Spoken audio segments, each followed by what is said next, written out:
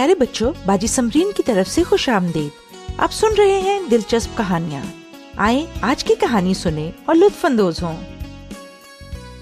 یسوع صلیب پر، لوکا 23واں باب اور دوسری انجیلیں۔ یسوع ہمارے گناہوں کو اپنے سر لے لیتا ہے۔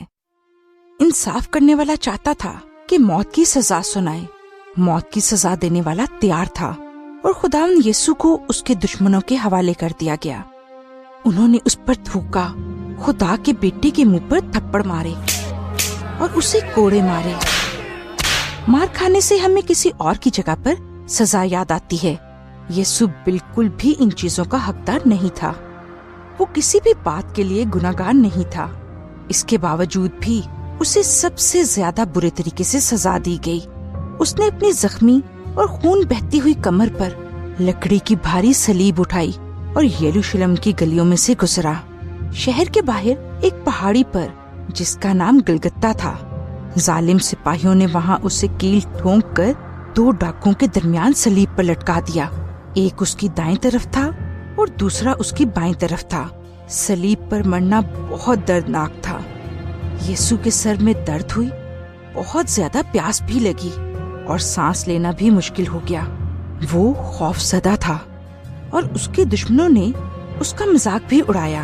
اوئے، اگر سچ میں تو خدا کا بیٹا ہے تو صلیب سے نیچے اتر آ۔ اگر تو یہودیوں کا بادشاہ ہے تو خود کو بچا لے۔ اگر یسوع اپنے آپ کو بچانا چاہتا تو وہ آسمان پر سے زمین پر ہی نہ آتا۔ وہ اس مقصد کے لیے آیا کہ ہمیں بچا سکے، کیونکہ وہ ہمیں پیار کرتا ہے۔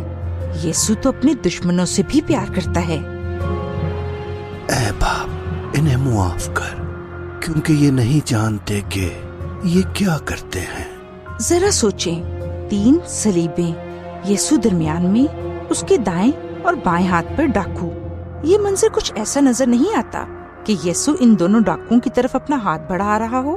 کیا تو مسیح نہیں؟ تو اپنے آپ کو اور ہم کو بچا۔ خاموش ہو جاؤ۔ کیا تو خدا کو بھول گیا ہے؟ ہم تو گنہگار ہیں کیونکہ گناہ کیا ہے۔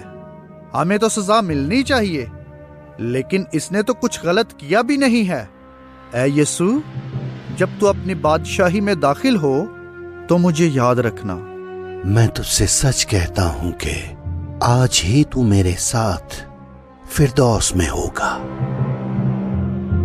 قاتل نے اپنا گناہ قبول کیا اور اسی وجہ سے وہ آسمان پر جا سکتا تھا۔ وہ ٹھیک تھا۔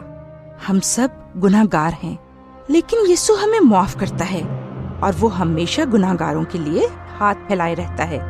پھر سے سوچیں، 3 صلیبیں، یسوع درمیان میں، اس کے دائیں اور اس کے بائیں ہاتھ پر مجرم۔